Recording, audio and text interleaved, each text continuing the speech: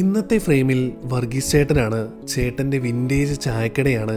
എല്ലാത്തിനും ഉപരി ആ വലിയ മനസ്സാണ്. ഒരു യാത്രക്കിടയിലാണ് പഴമയെ ഓർമ്മിപ്പിക്കുന്ന ഒരു ചായക്കട കണ്ടത്. കൃത്യമായി പറഞ്ഞാൽ MC റോഡിൽ ആരൂർ ജംഗ്ഷനിൽ. അസ്തമയത്തിന് മുമ്പുള്ള കിരണങ്ങൾ തട്ടി ശോഭിച്ചിരുന്ന ബോണ്ടയെ ഞാനൊന്ന് നോക്കി. മനോഹരം.